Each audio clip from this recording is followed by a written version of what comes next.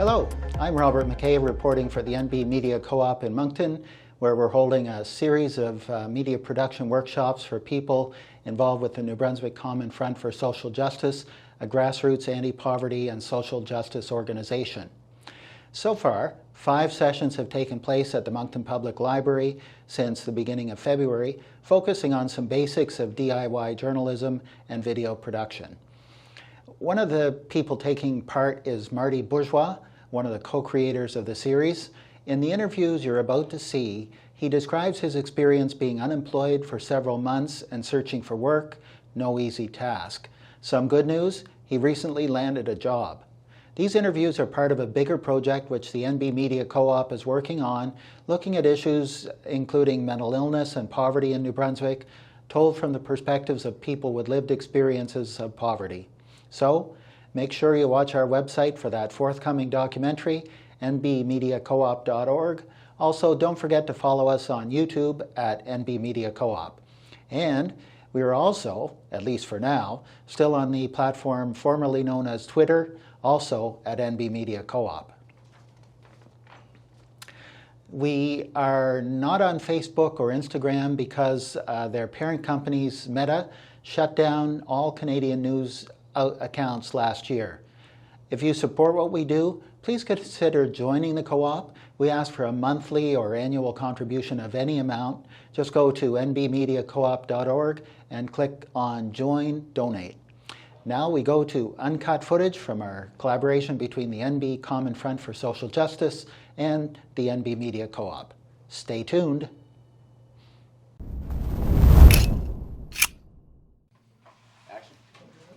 Hi, Marty. Howdy. We wanted to ask you, what are your hopes for this program?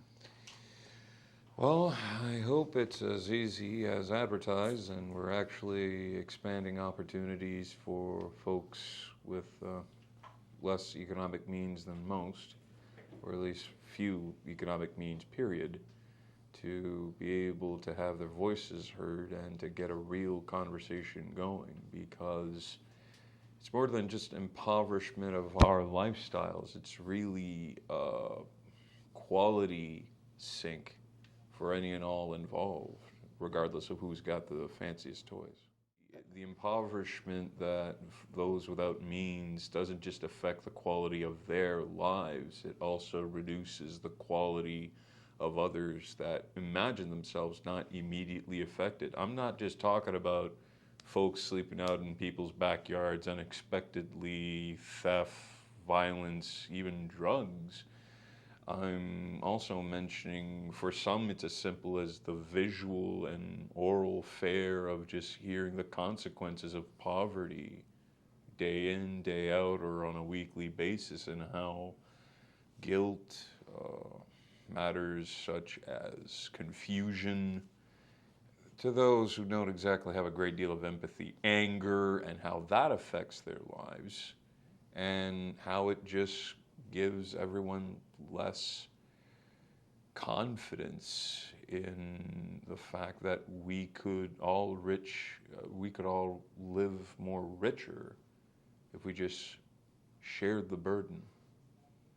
Yeah, so if I'm hearing you right, you're saying about how, as a whole society, if we all know each other and participate with each other and have a measure of equality with each other, then it's not only the lives of the people at the bottom that are improved, but it's everybody's lives improved by virtue of having others, having other people in their lives, other segments of society in their lives that they're not used to dealing with. Is that?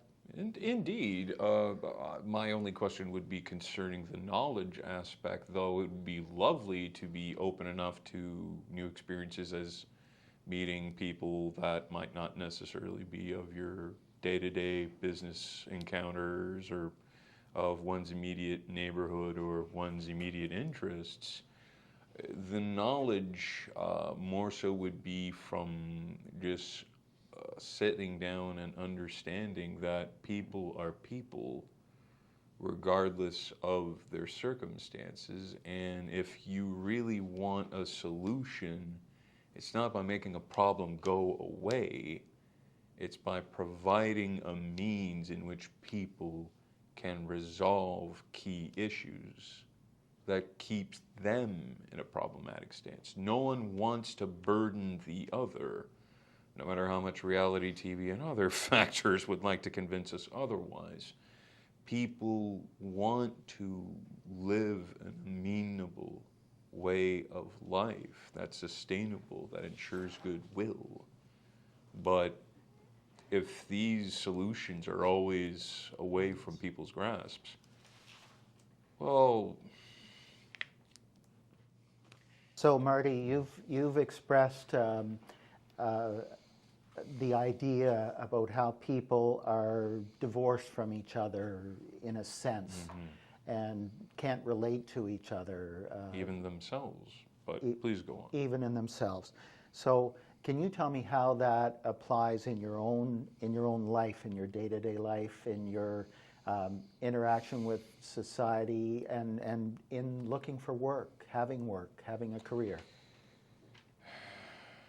Well, having only EI in which to cover my rent, which is a significant cost, and needing to be very careful and even applying insulin to monitor my type 2 diabetic condition, and also just the catch-all depression of not being able to tend to myself, or even in a generous sense be of service to my community or to local businesses, or not being given opportunity to find employment and resolve issues, save and jump in the big commercial wheel, which we always get advertised as the way to go about life. When that stops short, well, you get separated from yourself, you find less value in yourself. And eventually, if you just find yourself so impoverished from a social standpoint, eventually it's hard to avoid wanting to devalue others' experiences, others' lives. Some people property, some people, well, safety. It's not a logical means, it's not a safe means, it's definitely not a beneficial means, but when all you know is problems, hearing the answer is not enough. You need to have tools to be able to fix issues. And most people tend to think it's just compete, compete, compete. But if people are allowed to participate, you'd be amazed as to how the state of this game of life can improve. Now, being the devil's advocate, in the workplaces out there now in the last number of years, or decades even now, they have diversity, equity, inclusion policies, and companies and big corporations say that they do reach out to all kinds of people, and they want to bring in people of diverse experience into their mainstream workplace, if I can say, bringing the marginalized into the mainstream workplace. Have you seen that to be a reality, or is that more spin from your point of view? To be entirely honest, it is difficult to consider, and even though these individuals have their own lives, their own challenges, their own circumstances to navigate, when the final goal is basically employment for safety and safety alone, not even to support one's family, not even to be able to secure one's housing for home or medicine or what have you, if it's just enough to just slide under the rail, is it truly diversity if it's all the same net result? Whether you're from Kandahar, Kenmore, Kokong, or Canada writ large, if your fears are the same as everyone else, regardless of linguistic, biological standpoint, philosophical, religious, or historical, that's not true diversity. It's just funneling everything into one size fits all, that's getting squeezed lifeless. That's my perspective, and I hope that whoever else who feels they got to keep playing this game doesn't feel like they're going to be threatened by the bench anytime soon. Do you have ideas on how this philosophy of greater inclusion, how it could be stepped up, made real for people like yourself, people like ourselves who are marginalized? It seems hypocritical, but as a mirror aspect of the diversity hiring efforts and what have you, rather focus on diversity stabilization. What is it that people need? Do people need medication? Do people need citizenship? Do people need grand houses? Do people need secure schools? What are the needs? And to better associate and feel out, because there could be people from Mumbai who feel just the same as a fourth generation Moncton family, to find better soccer practice fields come the spring to keep communities and kids engaged. There could be French filmmakers who are trying to find grants and all that effort, and an amazing amount of folk from the Ukraine who got kicked out of their entertainment industry, who are out here wondering what to do. There could be a great moment of culmination, shared perspective, and greater growth, something that could only be of advantage here in southeastern New Brunswick. What are the needs that need be fulfilled? And with these needs fulfilled, the similarities become irrefutable. It sounds like a socialist pipe dream, but let's be honest. We're seeing how the toilet's overflowing, and now is a good time for a head flush. Can you describe your experience and your history in the job market? Though unofficially diagnosed as such, and this is not a clinical term that passes politely in this day and age, it has become very much irrefutable that I am afflicted by a variant of what has been called in times past Asperger's syndrome.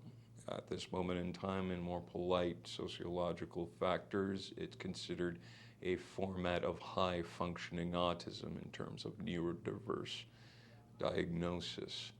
Because of this, I have a great deal of difficulty in what we could refer to, not even as competitive environments, but just backgrounds in which the workers are just a little bit more than loudly murmuring their distastes, and not just about pop culture and fashion trends. Eventually, everybody needs to out the odd one in. I believe the Japanese expression is the odd nail shall be hammered to ensure the safety of the board, or something of the sort. And in great irony, an employment opportunity I had some months ago, it would be a year ago now, as I was present and fulfilling a simpler aspect of the role that I was in, we were able to maintain production in order to ensure sales to a variety of markets until the month of October, and we hadn't even been in the third day of August at that point. And as I was thankfully given opportunity for EI, as there was absence of work, us having done everything until October, I would eventually find out that some weeks to nearly a month and a half later, that with the individuals who were in my position with a team restructure, there was a need to redo a great deal of articles and refix a great deal of issues. And I'm not considering myself the world's greatest assembler. Don't put me in a pizza kitchen and expect genius every single time. But I always have maintained, to the best of my ability, the skills asked for, the skills I can provide and ensure goodwill, and to the better of my ability, a good atmosphere for others to enjoy. But one of the stranger traits of autism is often we are seen as individuals who shy away, who refute others, and I have found myself to be hypersocial to an alienating extent, and in turn, they've gone off the spatial trail and run behind and needed to redo and rework and whatever else. I don't fault the management. To be honest, the management was one of the greatest traits of said employer, and I would hope to find similar leadership in the future. I would hope to emulate it in the future. But if one simply looks at similarity for getting along's sake,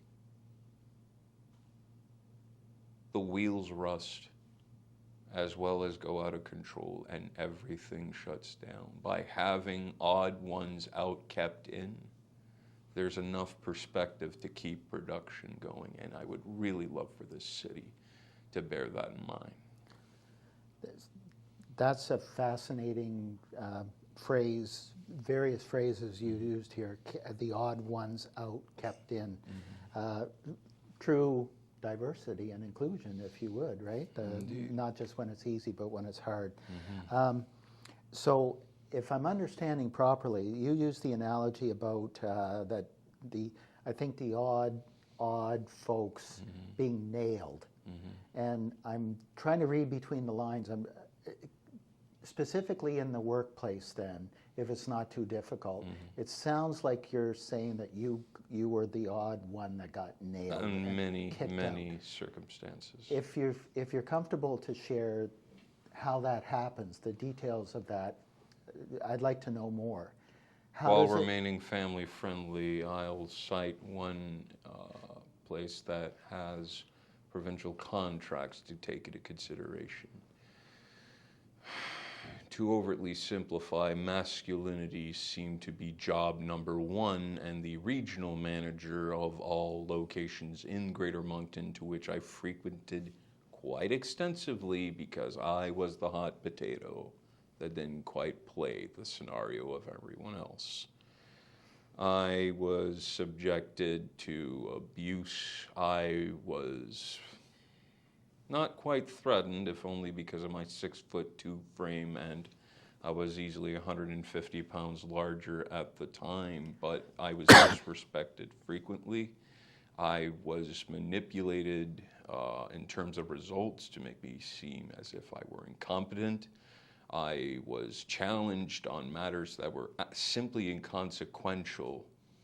And if there were fairness in ombudsry in matters of employment, I would have taken this company to the cleaners by going to work NB and demanding justification for such irresponsible behavior that any sensible, productive workshop in the 80s would have frowned upon.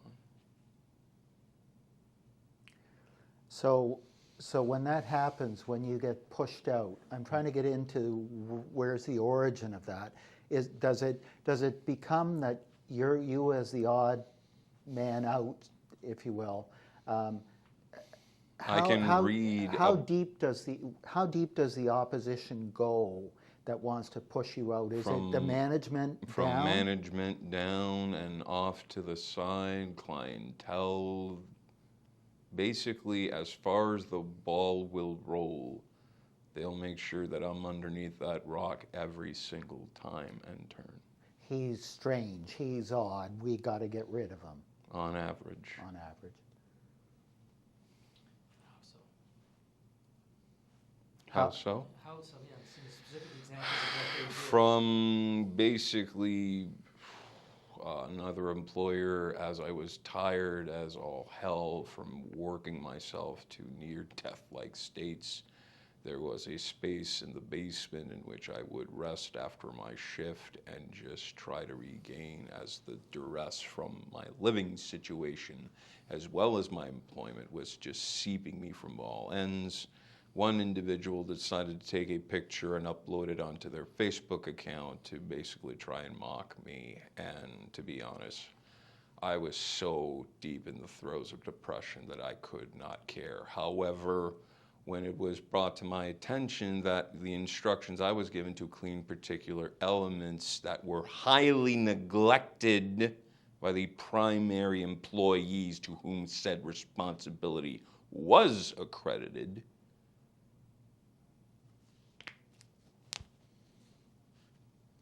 Abuse can go in two separate directions, and production is more than halted in these matters. I seek not to steal anyone's attention, to steal anyone's value, to steal anyone's opportunity. I seek only to maintain a degree of quality of life that I would dare share with others, if only given a chance. But if people continue to look at those that don't quite fit the script in such a fashion, then how can they be surprised that everything becomes all the more horrific? I don't wish to add on, but I believe I am not alone in saying deficits are going to be felt rapidly as things continue. Thank you, Marty. I think you've opened up a very important and a catharsis probably for yourself. Thank you. Thank you. Thank you very much.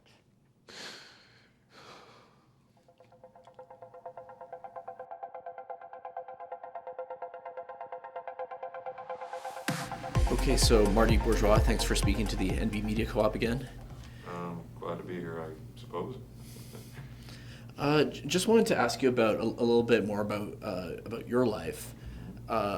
You're from Moncton? Actually, born in St. John, was stuck in the small town of Grand Egg for 25 plus one arduous year in my parents' basement. Wee bit of traveling, but I've always considered Moncton home. Previously we were talking a little bit about unemployment and how hard it is to live on EI. I was just wondering, how long have you been unemployed? It's getting terribly close to 7 months now.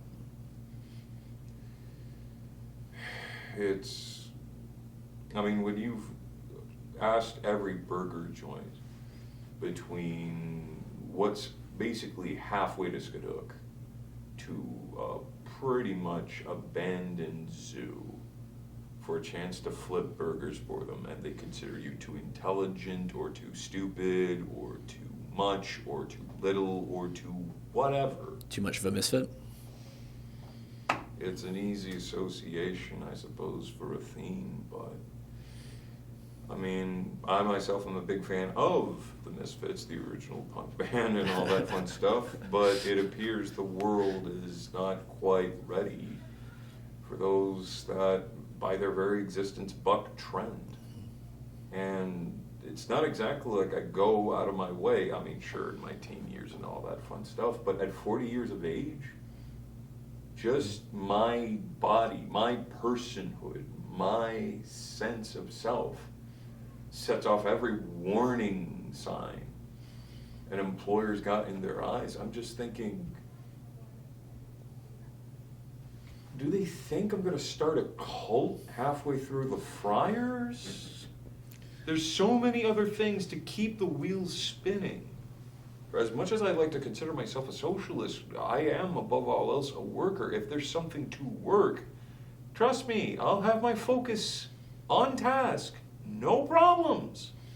I'm not going to unionize everybody in the room. Heck, half the employee sensibilities these days, we turn around and we poo-poo, to be polite, the 20-year-olds and what have you, but you look at people well into their 60s and beyond, everyone is just so, you can't even call it self-serving, it's self-effacing, but they're just so, is the word greedy? They find so many insufficiencies within themselves that they must render others insufficient. And everything just tears itself apart. Production quality eats itself. Customer service just ups and disappears. and maintenance of grounds just basically shatters itself as if the Frisco quakes were happening day in, day out on a weekly to monthly to yearly basis. Well, it sounds like you've got a good sense of the way that a workplace should operate, and yet... From the worker's perspective, but please do go on. Well, I'm just wondering if we could talk a little bit about, what it is like to live on employment insurance these days. I mean, how much do you get per period? At this moment in time, I've got near the maximum amount, if memory serves, almost $700, but not quite. I'm not quite there, but I'm kissably close per pay period. You do the reports come the weekend. At least I was able to do so come the weekend. So 700 per 2 weeks period. Per nearly 700 at this time. Uh-huh. But even to that extent, it sounds like a lot of lovely money until you take into considerations you're stuck in a lease agreement where it's nearly $1,000 for showing up. And with the electricity to add on top of that, that makes that disappear. So rent is $1,000 and close enough. And never mind utilities on $1,400 a month approximately. If less than, but not much. And then you take into consideration type 2 diabetes, which thankfully opened up the doors for me to get actual emotional and psychological care at the Vitalite organization on the fourth floor of the Albert Street location, providing adequate care, but... That's the mental health facility on Albert Street in Moncton. Indeed, but with the amount, like if I'm in a bad enough rut, it costs me nearly $350 for my type 2 medication to replace all the needles, to replace all the dietary need pills, to make sure the machinery works okay, to have everything properly sealed and secured in my fridge or an adequate space. So between that, I have no means in which to get myself groceries. And groceries, to anybody who happens to be a type 2 diabetic, they might be able to empathize. Yeah. You need quality groceries. You need to have enough greens to make the difference. The price jacking doesn't help. You got to have just enough protein in order to help mediate everything else. And no, you don't just stop eating sugars, people. You need quality vegetation. You need quality fruits. You need just enough milk to make the difference. And every odd once in a while, a few oils, such as butter or olive or what have you, in order to maintain a healthy sensibility.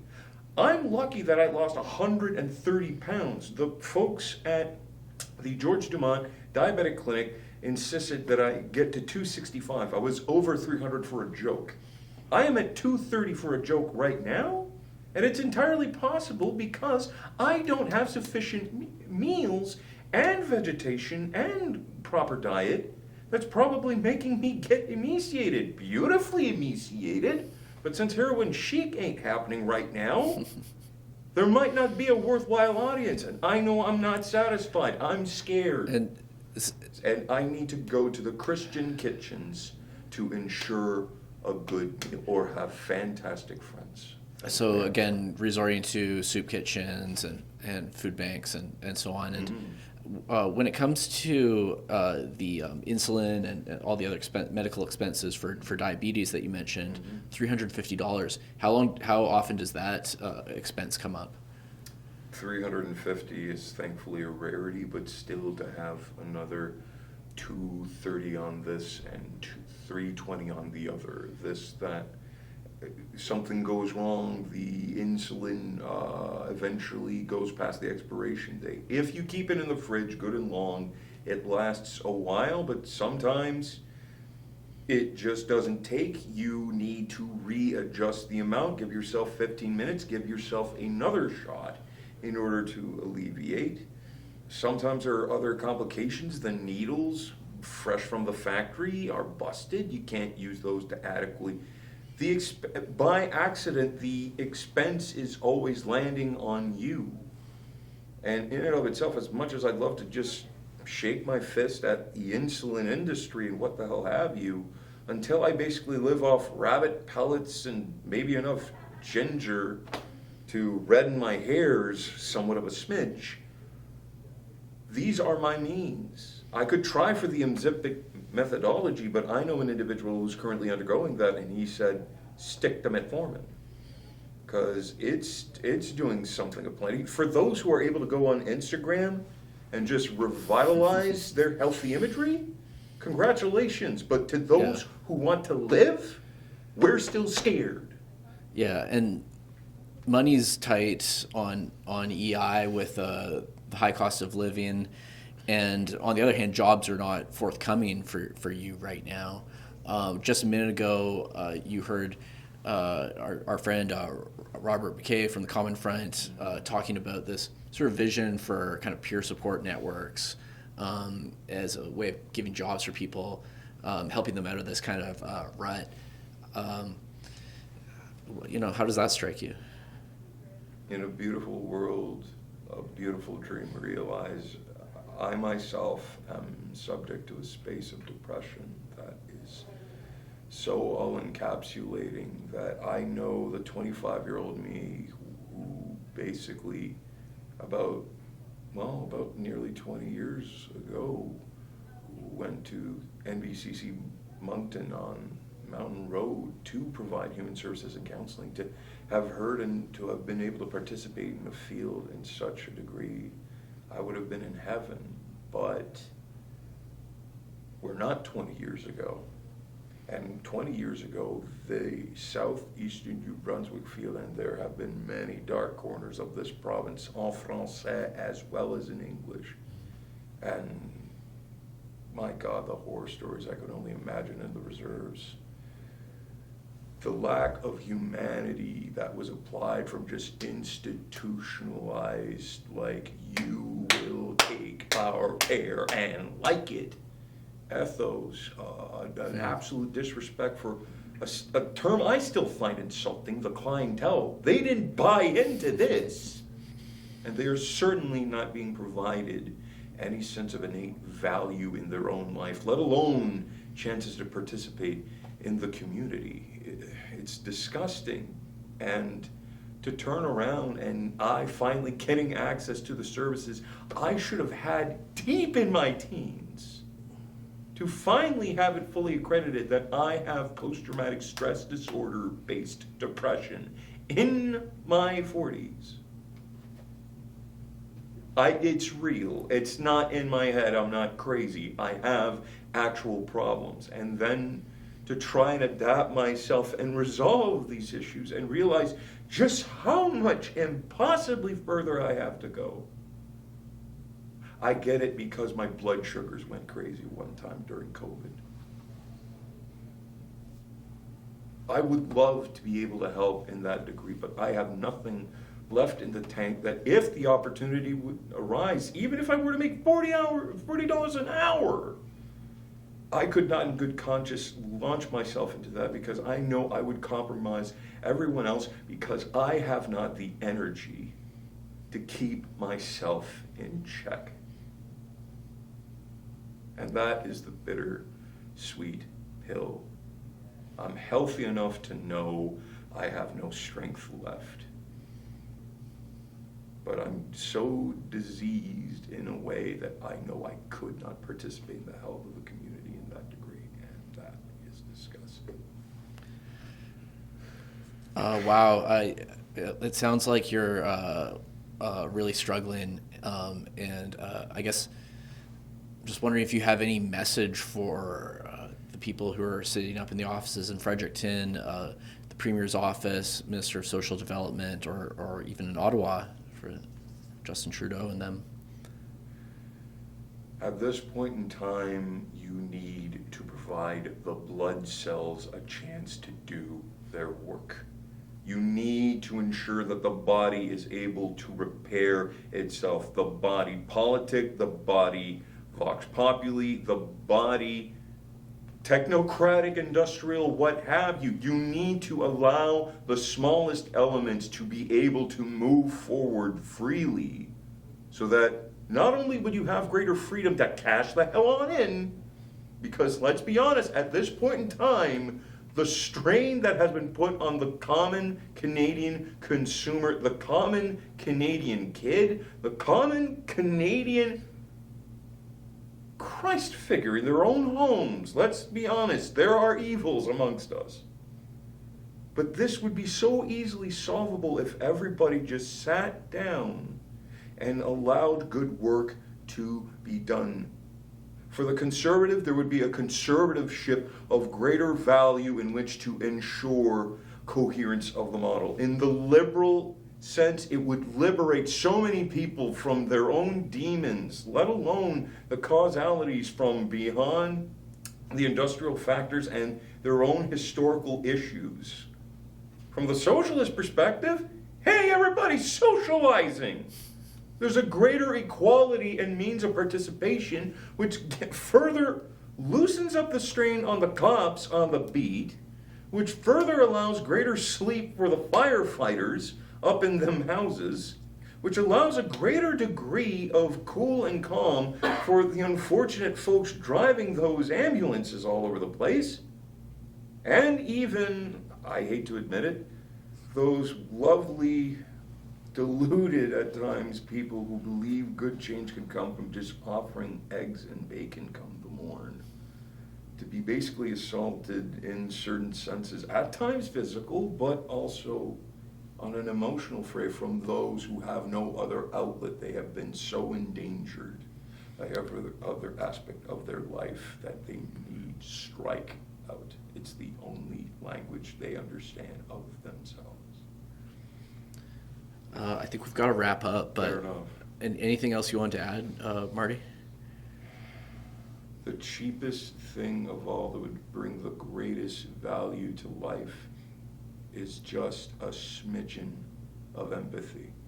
Not agreement, not consummation, not even a means of peace, just understanding of the circumstance and resolving the problem from that level. It would do more than remove the spots. It would offer a clean environment for all. Call for greater empathy. That's a point well taken. Thanks very much, Marty Bourgeois, for speaking to the NB Media Co-op.